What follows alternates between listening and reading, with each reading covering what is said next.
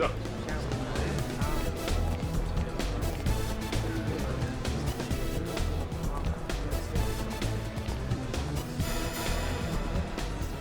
ये देखो,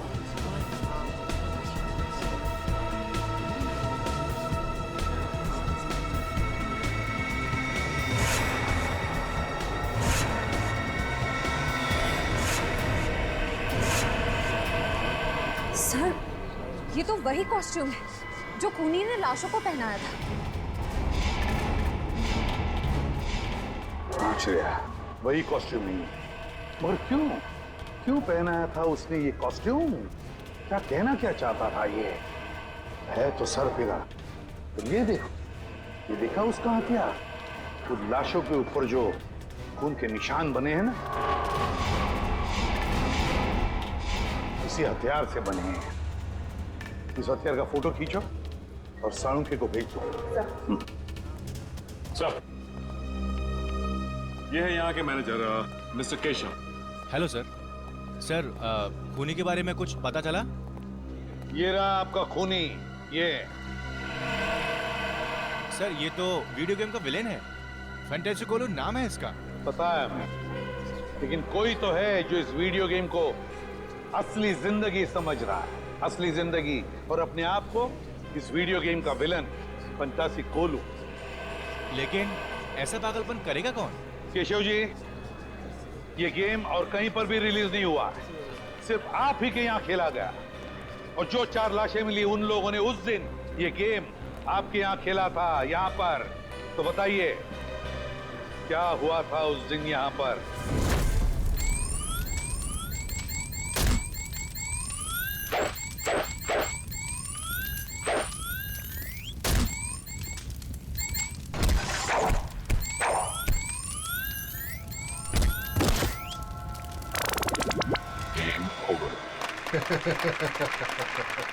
ये तो वीडियो गेम बनाने वाला खुद ही अपने विलन से हार गया। मुकेश जी, वीडियो गेम या फिल्में दोनों तभी चलती हैं जब विलन यानी कि बुरा आदमी हीरो से ज्यादा शक्तिशाली हो, है ना? चलिए, अब हम फंक्शन शुरू करते हैं। लेडीज एंड जेंटलमैन, मुझे बहुत खुशी हो रही है कि मुकेश जी ने अपना नया वीडियो गेम, जिसका नाम है the death of the ocean, का प्रचार करने का हमें सुनहरा मौका दिया है। एक बार फिर से इनके लिए जोरदार तालियां।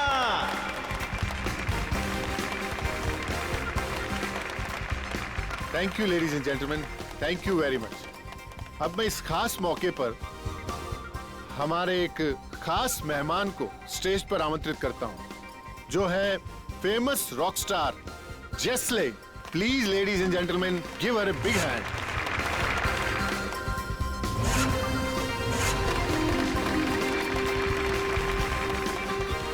वेलकम।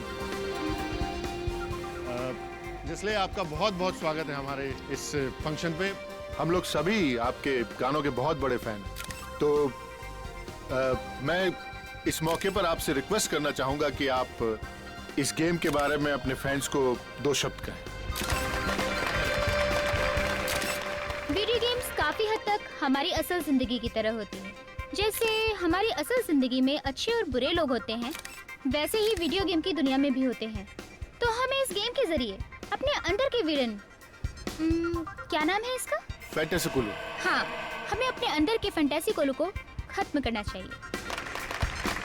लेडीज एंड जेंटलमैन, अब ज्यादा वक्त ना गवाते हुए हम जेस्ले को उस मैदान पर लेकर चलते हैं जहां पर वो हमारे सबसे बड़े विलन फैंटेसी कोलू से मुकाबला करेंगे। और खास बात यह है कि हमारे इस गेम के producer mister Mukesh ji fantasy कोलू को हराने वाले 5 जाबाजों को 10-10 हजार का इनाम देंगे।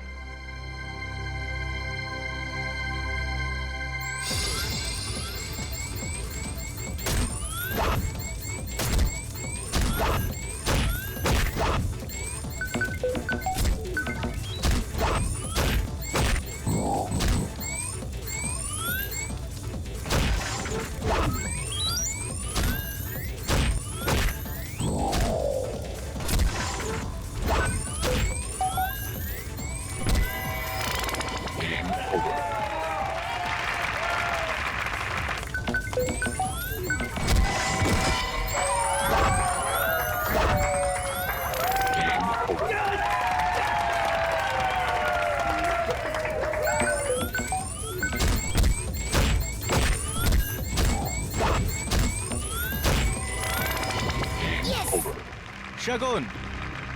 Congratulations.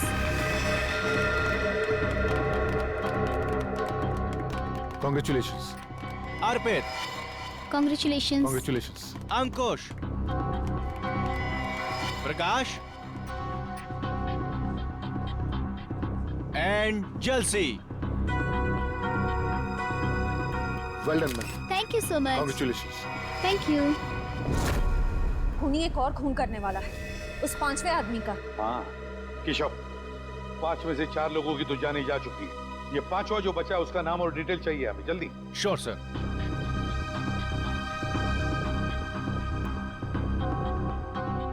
शगुन, अर्पित, अंकुश, प्रकाश, जलसी, इसमें से बचा है प्रकाश। इसे फोन करो जल्दी।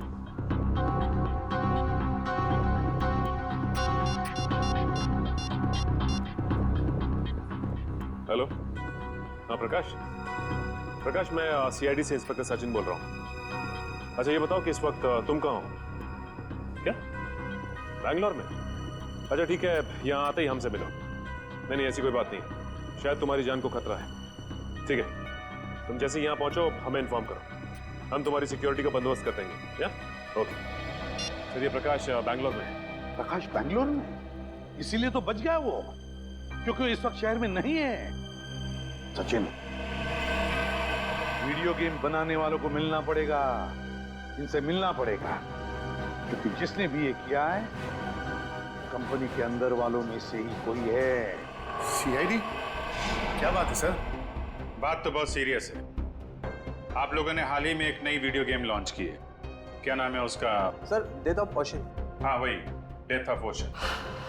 इसका प्रमोशन आप लोगों ने क्रिस्टल मॉल में किया था ना, जहाँ पे 5 लोगों ने आपका ये गेम जीता था और उन्हें आप लोगों ने इनाम भी दिया था। तो उसमें क्या गलत बात है सर? जीतने वालों को इनाम देना तो अच्छी बात है ना। लेकिन उन्हें मौत के घाट उतार देना ये अच्छी बात नहीं है। हो सकता है ये आपकी मार्केटिंग स्ट्रेटजी का नया हिस्सा हो। ये क्या कह रहे हैं आप? वो लोग मर गए? मर नहीं गए, मार दिए गए। खून हुआ है उन सबका, और हमेशा कहा कि ये खून आप लोगों में से किसी ने किया है। सर, ये आप क्या कह रहे हैं? हम लोग भला ऐसा क्यों करेंगे? क्यों नहीं कर सकते? जिन 4 लोगों की मौत हुई है उन्होंने ऐसे ही कपड़े पहने हुए हैं, आपके वीडियो गेम के कैरेक्टर के कपड़े मरते वक्त पहने हुए थे। ये देखिए।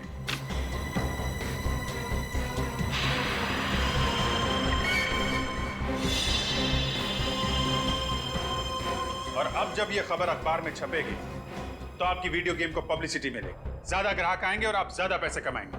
क्यों? सर, पर ये तो नेगेटिव पब्लिसिटी है ना, इससे तो हमारा बिजनेस ठप हो जाएगा। अरे आपने वो कहावत नहीं सुनी है क्या? Negative publicity is good publicity. कहीं आपने ये तो नहीं सोच लिया? सर, वीडियो गेम्स बेचने के लिए हम लोगों का खून करेंगे? ये आप लोग CID वाले क्या कह रहे हैं? हम लोग बिजनेस करते हैं और मनोरंजन भी, और ये खून करना, मर्डर करना हमारे बिजनेस के एजेंडा में नहीं है। एक ये एक्सक्यूज मी,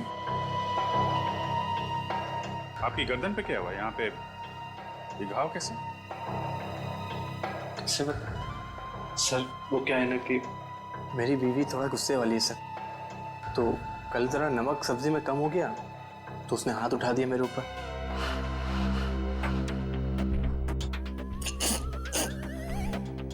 सब्जी में नमक कम था और गलती आपकी वाइफ की थी।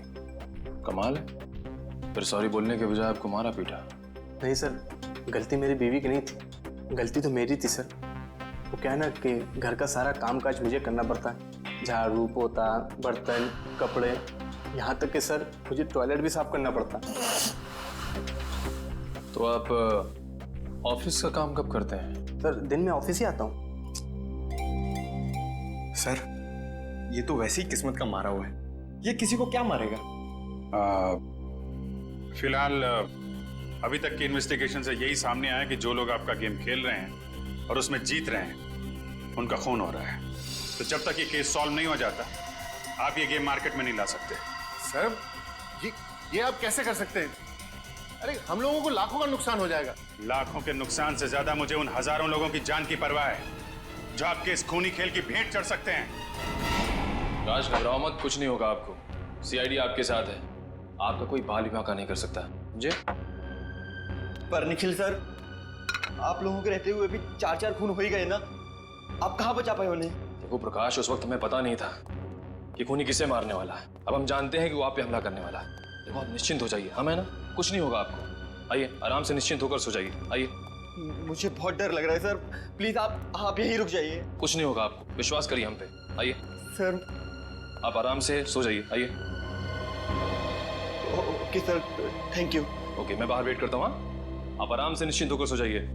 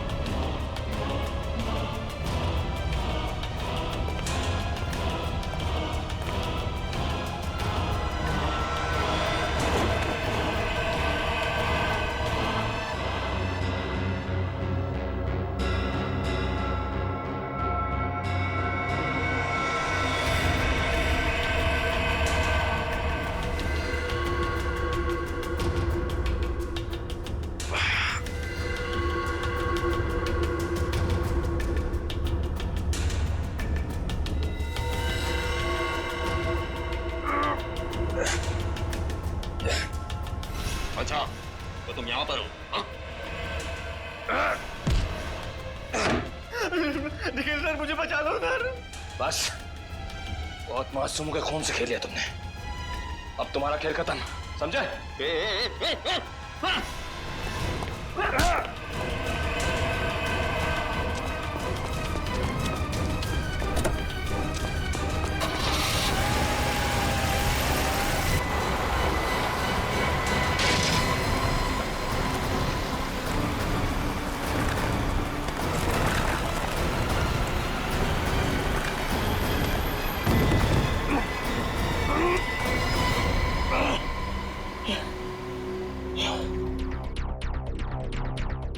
आज मेरा खाने में मन क्यों नहीं लग रहा है?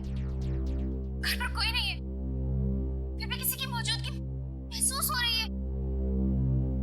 कौन है? सामने आओ, सामने आओ।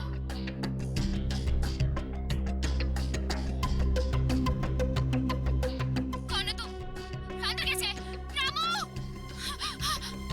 कहाँ से आए तुम? छोड़ दो मुझे। ये लगता है सर खूनी की आवाज है। हाँ अभिजीत, लगता है जेलसी ने अपने आप को बचाने के लिए खूनी पर हमला किया और खूनी को चोट आ गई। यस सर, समीर के ऑफिस में एक इंजीनियर था, इसके गर्दन पे चोट लगी थी। सर वही आदमी ना जिसको उसकी बीवी ने मारा था? बीवी ने नहीं मारा था उसे, जेलसी ने मारा था। अभिजीत, इससे पहले कि वो इंजीनियर अपना बोरिया बिस्तरा बांधकर यहाँ से भाग ले, दबोच लो उसे। सर सालुंके साहब ने बताया कि ये जितने भी खून हुए वीडियो गेम के उसी हथियार से हुए हैं सर। हेलो, हाँ बोल रहा हूँ। रेस गेस्ट हाउस, ओके, या thank you very much. Sir, RT वालों का फोन था। कल रात निखिल पे हमला करने के बाद हमलावर जिस कार से भागा वो रेस गेस्ट हाउस के नाम पे रजिस्टर्ड है। रेस गेस्ट हाउस के नाम पे रजिस्टर्ड है। अब देखते हैं अभिजीत, ये खूनी कैसे भागता है।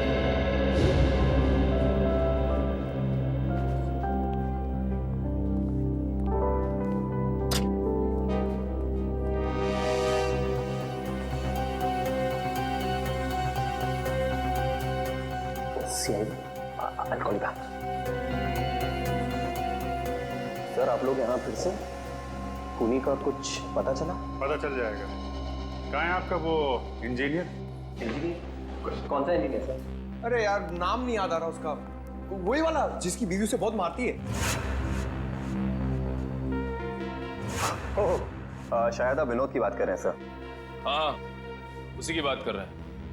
जरा बुलाइए उसे, कुछ जरूरी बात करनी है। सर, पर वो तो ऑफिस में नहीं है सर। है नहीं? तो फिर कहाँ है? सब आज सुबह आया था, अचानक उसकी बीवी की तबीयत खराब हो गई तो सेवा करने चला गया। कह रहा था 6-7 दिन नहीं आऊंगा। अरे वाह, आपकी कंपनी तो बहुत दयालु है।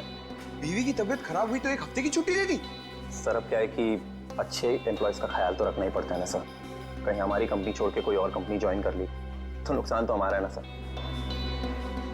फायदा नुकसान का अच्छा हिसाब रखते हैं। जरा नंबर दीजिए उसका। Sir, number 19724-84323।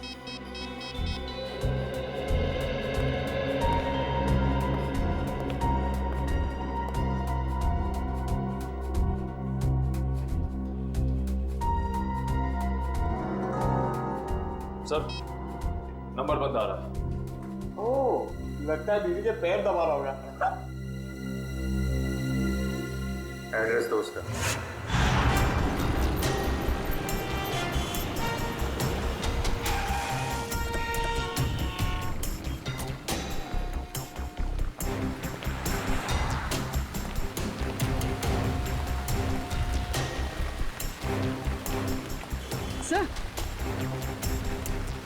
सर, ये तो वही गाड़ी है, MH04BN1428।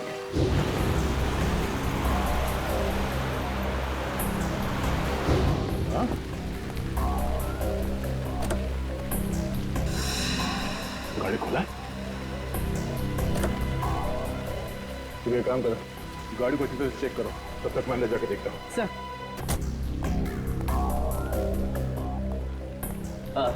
आइए सर, कमरा चाहिए आपको? कमरा हम तुम्हारे लिए तैयार कर रहे हैं, वो भी जेल का। जेल का कमरा? CID। CID?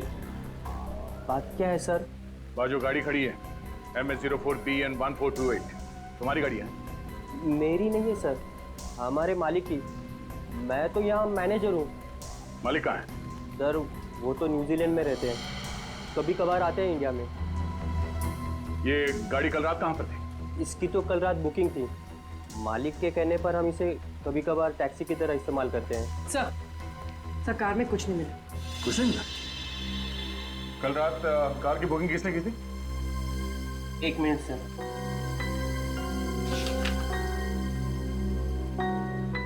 गिरीश ने। गिरीश? यहीं ठहरे हुए हैं, हमारे गेस्ट हाउस में। सर, ये विनोद घर पे भी नहीं है और इस विनोद के बच्चे का फोन ही बंद आ रहा है। अरे, तुम विनोद के बच्चे को क्यों फोन कर रहे हो? विनोद को करो ना। अरे यार पंकज, जरा 2 मिनट के लिए चुप रहो। हेलो, हाँ मैम, ओके, कहाँ पे? Thank you so much. Sir, phone company के हिसाब से विनोद के फोन का आखिरी लोकेशन कलानगर चौल में था। कलानगर चौल?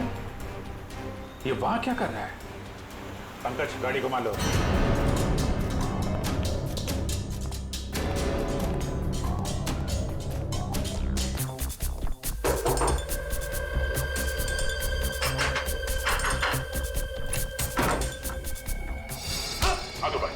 हाथ ऊपर। कोई चला कि नहीं? ये लोग CID से हैं। लेकिन मैंने क्या किया है? कमरे की तलाशी लो, देखो कोई हथियार मिलता है क्या। सर हथियार? मैं एक शरीफ आदमी हूँ, मेरे पास हथियार कहाँ से आ सकता? शरीफ आदमी हो तुम, 4 लोगों के खून कर दिए हैं। कल रात 5 बार खून करने गए थे तुम। 4 खून?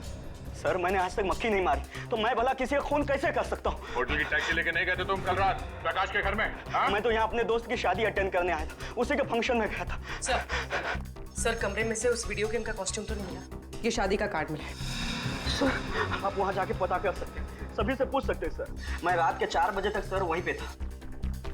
2 दिन पहले कहाँ थे तुम जब बाकी के खून हुए? सर मैंने कहा ना, मैं इस शहर में नया हूँ, मैं बनारस का रहने वाला हूँ। शायद कोई आदमी उस शादी से ये गाड़ी चुरा के ले गया जुर्म को अंजाम देने के लिए। उसमें ड्राइवर नहीं था क्या? नहीं सर, कल हमारा ड्राइवर छुट्टी पर था, तो गिरी जी ने कहा कि वो खुद ही ड्राइव कर लेंगे। उस शादी में जितने लोग आए थे, जितने गेस्ट, उन सबके लिस्ट मंगवाते हैं। भाई साहब ये आदमी कहाँ पर रहता कुछ पता है? आप इस गली में चले जाइए।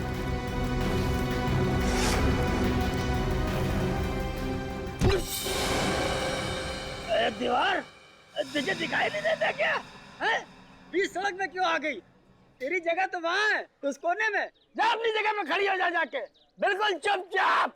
दीवार दिखता हूँ मैं तुझे? इंसान और दीवार में फर्क नहीं दिखता? दारू पिया हुआ है तू? अरे फर्क नजर क्यों नहीं आता साहब? आप खुद ही मेरे सामने आ गए। चल ठीक है, एक बात बता, इस आदमी को तूने पहले कभी देखा है? जी ये तो साहब सामने रहता है। सामने? अबे सामने इतने सारे घर है, कौन से घर में रहता है? मेरा मतलब होली नंबर 115। सर कह रहा कि खोली नंबर 115। खोली नंबर 115? जी साहब 115 में। अच्छा ठीक है।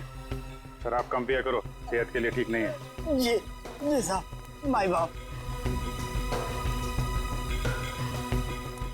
सर वो रहा 115।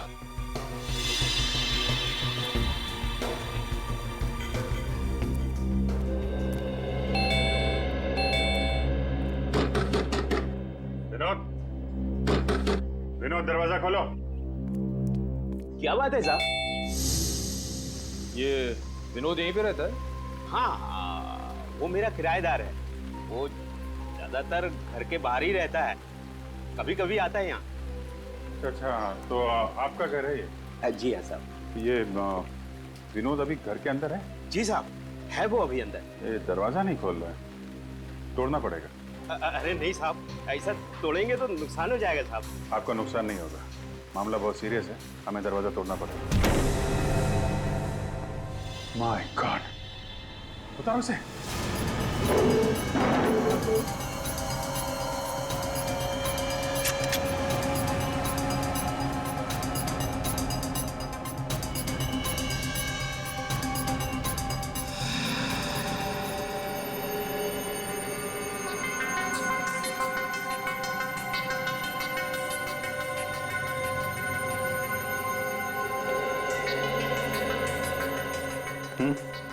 सर काफी देर हो गई है मरे हुए से। सर इसकी जेब से ये मिला है।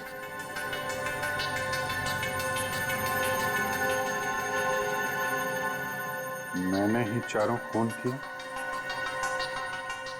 पर अफसोस मैं प्रकाश को नहीं मार सका। मेरी जिंदगी मैंने हमेशा एक वीडियो गेम की तरह जी है, और सीआईडी से हारने का अपमान मैं बर्दाश्त नहीं कर सकता, इसलिए खुद की जान ले रहा हूं। Game over. विनोद,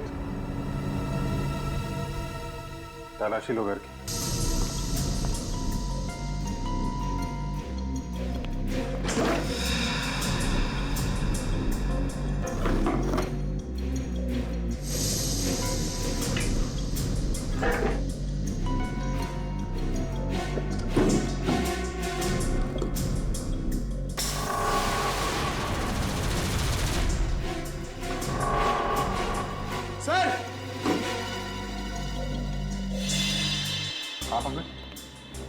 सर ये देखिए, गेम के कपड़े और हथियार।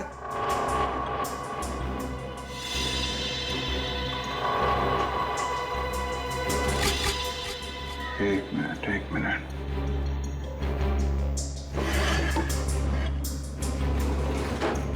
खिड़की खुली हुई है। ये आत्महत्या नहीं, खून है खून। खूनी ने गुमराह करने के लिए विनोद की बलि चढ़ा दी। क्या मतलब सर?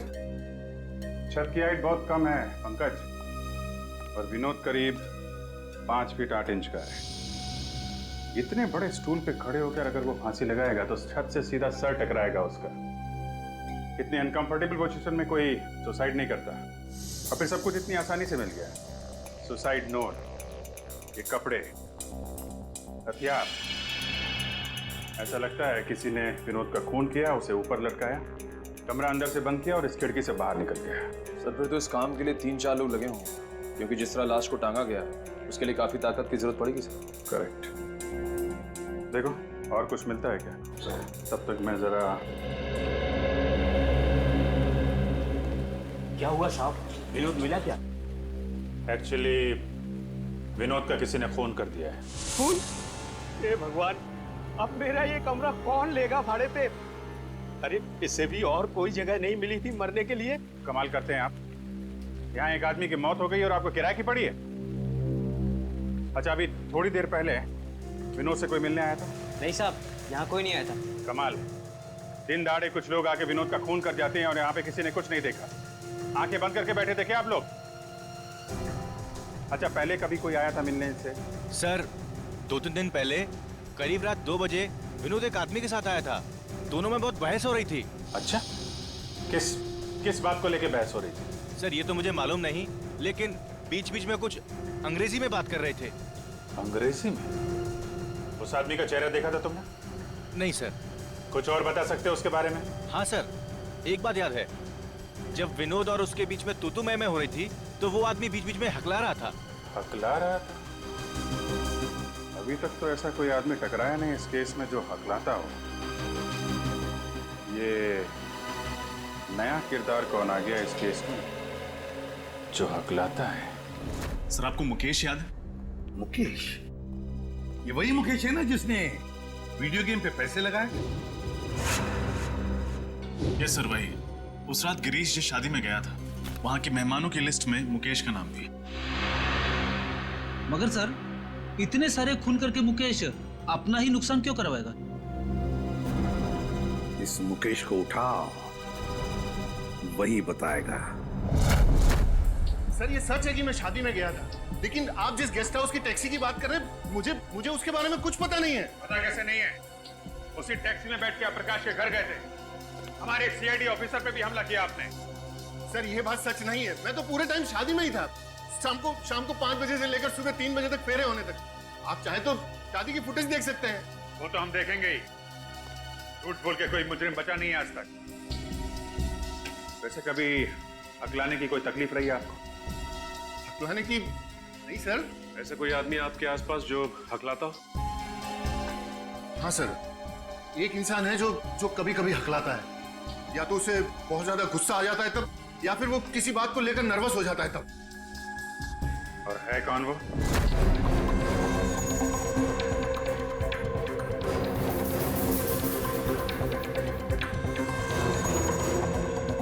सर आप लोग यहाँ? क्या हुआ सर? समीर कहाँ है? सर समीर सर तो अपने केबिन में होंगे, मगर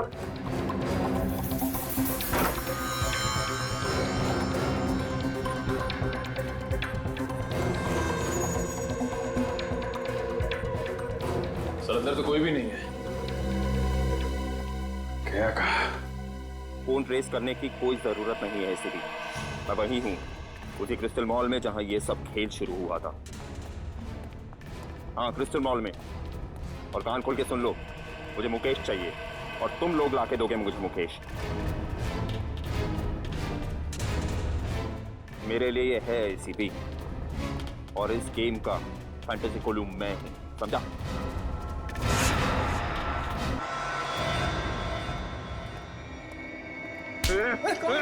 मुझे क्यों पकड़ा है? सर मुझे बचा लीजिए, ये आदमी मार डालेगा मुझे। अपनी अपनी गन नीचे कर दो सब लोग। समीर छोड़ दो उसे। सब लोग अपनी गन नीचे रखो जल्दी। मैंने कहा गन नीचे रखो, वरना इसकी गर्दन काट दूंगा। समीर छोड़ दो उसे, वरना नतीजा बहुत बुरा होगा। गन नीचे रखते हो या मारो इसको? नहीं ठीक है, गन नीचे करते हैं। कुछ छोड़ दो उसे, अब तो छोड़ दो उसे। वेरी गुड, तुम सीआईडी वाले भी कितने आज्ञाकारी हो ना। अब मुकेश को मेरे पास भेजो। पहले छोड़ दो उसे। मैंने कहा मुकेश को मेरे पास भेजो। सर प्लीज ऐसा मत कीजिएगा, ये मुझे मार डालेगा सर। घबराओ मत। नहीं मुकेश, इतना बुरा भी नहीं मैं कि तुझे एक मौका न दूं तेरी जान बचाने का। क्या मतलब? मतलब ये कि जॉब इंटरव्यू के समय तो तूने मुझे मौका नहीं दिया, लेकिन मैं तुझे एक मौका देता हूँ तेरे खुद की जान बचाने का। चल आजा, फिर से खेलते हैं ये खेल, ये गेम। तू हीरो और मैं फंटास्टिकुलू। और अगर तू जीत गया तो मैं तुझे छोड़ दूंगा, लेकिन अगर तू हार गया तो तेरा हाल ऐसा करूंगा जैसा कि फंटास्टिकुलू हीरो का करेगा। जिंदगी और मौत को तुमने खेल समझ के रखा है। खेल ही तो है ना एसीपी, जैसे तुम लोग खेलते हो, पुलिस और चोर का खेल। जिसको गोली लगी उसका खेल खत्म। मुकेश की जिंदगी कोई खेल नहीं जो हम उसे दांव पर लगाए, समझे? अगर तुझ में हिम्मत है ना तो मुझसे खेल ये खेल, मुझसे खेल। नहीं एसीपी, मुझे मुकेश ही चाहिए, मुकेश। डर गए एसीपी के अवतार से? सर और फंटास्टिकुलू, चल आ जा एसीपी और देख मेरे हथियार कैसे जान लेते हैं तेरी।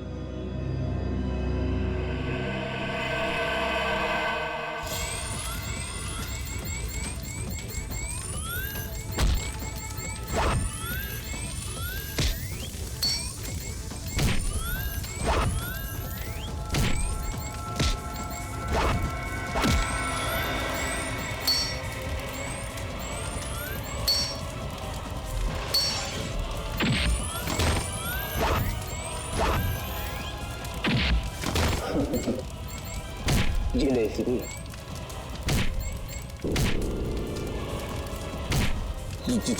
जी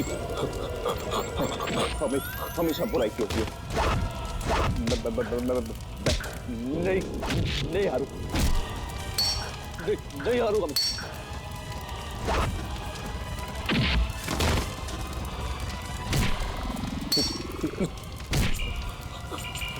हरा के रहूंगा।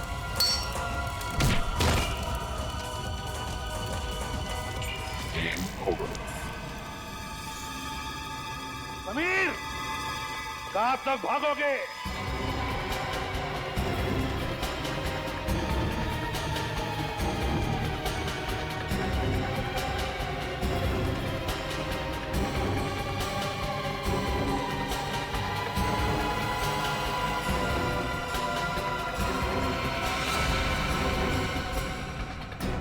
खिलाड़ी चाहे जितना भी चालाक हो, लेकिन जीत हमेशा सच्चाई की होती है।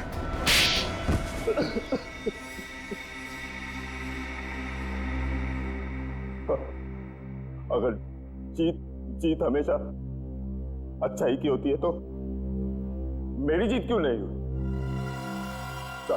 7 साल पहले गया था मैं मुकेश के पास नौकरी के लिए। उसने मेरा इंटरव्यू तक नहीं लिया।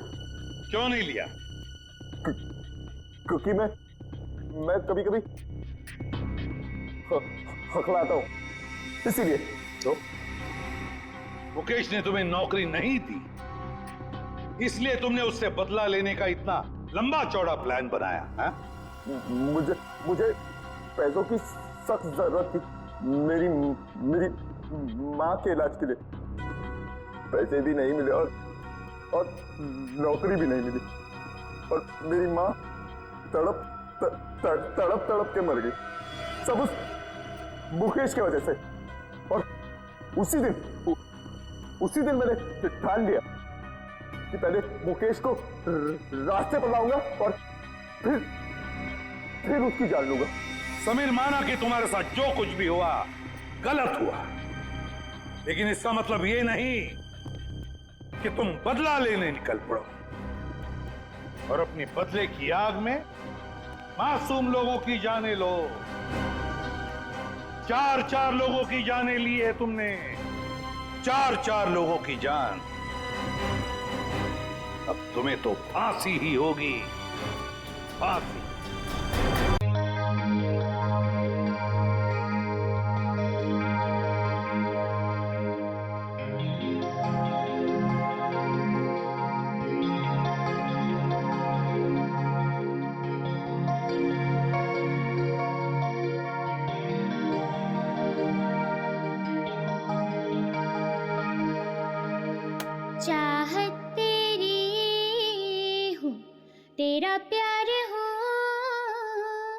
चाहत तेरी हूँ, तेरा प्यार हूँ, मिलने को हमदम मेरे जरा बेकरार हूँ, चाहत तेरी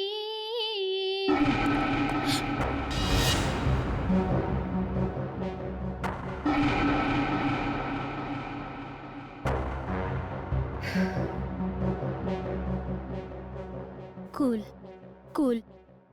तौबा तौबा आती शर्म तेरे आ जाने से, लगता है डर बाबा रे बाबा बाहों में छुप जाने दे।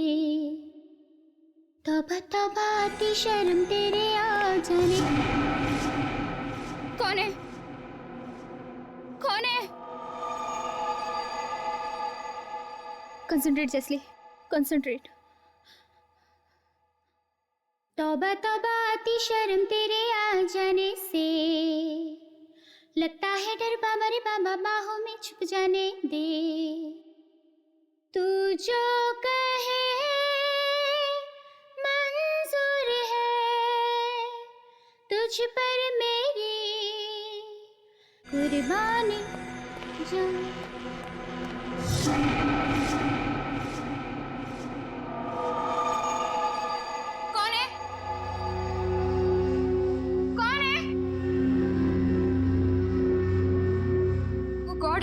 आज मेरे साथ हो क्या रहा है? आज मेरा गाने में मन क्यों नहीं लग रहा है? घर पर कोई नहीं है, फिर भी किसी की मौजूदगी महसूस हो रही है। कौन है? सामने आओ, सामने आओ।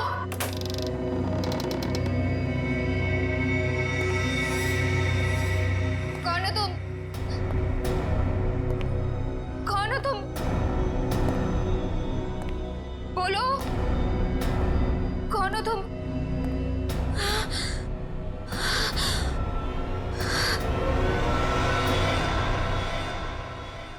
भारतीय म्यूजिक इंडस्ट्री के लिए आज का दिन बहुत ही दुर्भाग्यपूर्ण है, क्योंकि मशहूर रॉक स्टार जेल्सी अब हमारे बीच नहीं रही हैं। वो 28 साल की थी। ये खून है या आत्महत्या, इसका जवाब तो सिर्फ सीआईडी ही हमें देगी। हम अभी भी उनके घर के अंदर जाकर लाश देखना चाहते हैं, लेकिन हमें अंदर जाने नहीं दिया जा रहा है। जेल्सी जी के फ्रेंड्स यही चाहते हैं कि जिस तरह से सीआईडी ने अनेक अपराधियों को जेल की हवा खिलाई है, इस केस में भी वो इंसाफ करेंगे।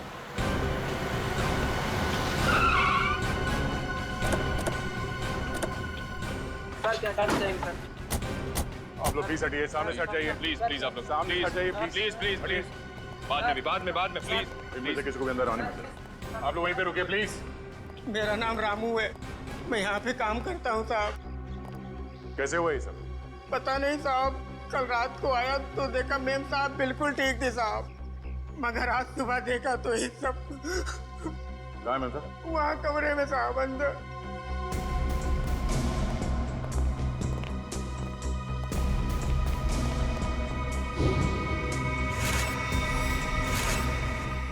रामू? जी साहब।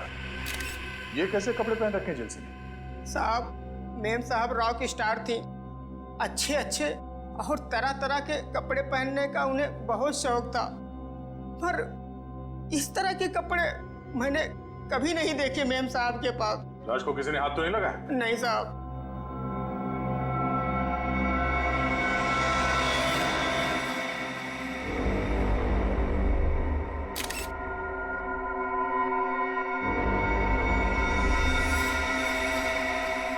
सर, चेहरा और गले पे खरोंच के इतने बड़े निशान। लगता मरने से पहले खूनी के साथ हाथापाई हुई थी जेल्सी की। कमरे में सारा सामान भी बिखरा पड़ा है। लेकिन सर, ये निशान कोई इंसान तो नहीं बना सकता ना? निशान देख लगता है कि जानवर के नाखून से बना है। शहर के बीचों बीच घर के अंदर कोई जानवर कैसे घुस सकता है? और आसपास कोई जंगल भी नहीं है।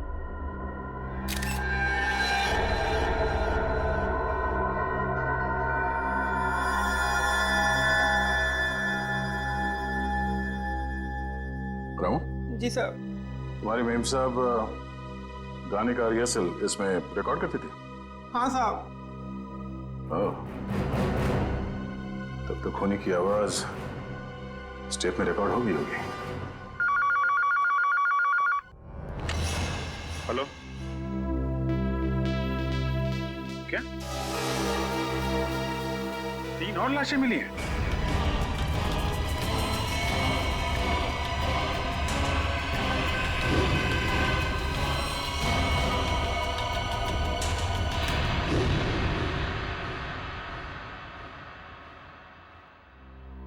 सर, पहले तो हमने सोचा था कि सिर्फ जैसी का खून इस तरह से किया गया है, लेकिन अब 3 खून और हैं जो इसी ढंग से किए गए हैं। सर, इससे पहले जो 3 लाशें मिली हैं उनका आपस में कोई संबंध भी नहीं है सर।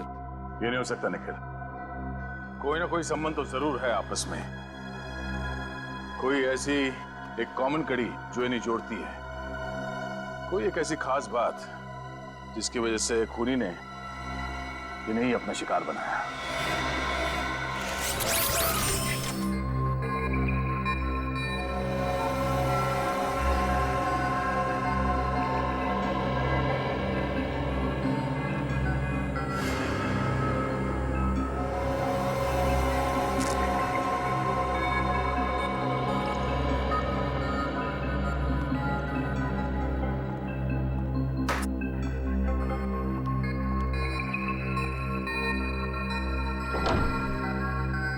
हेलो तारिका जी।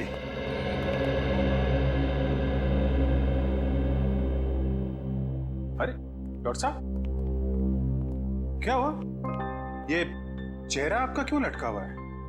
लगता है किसी बड़ी उलझन में हैं आप। उलझन कैसी नहीं होगी सर, इस काम में कितना दिमाग लगाना पड़ता है।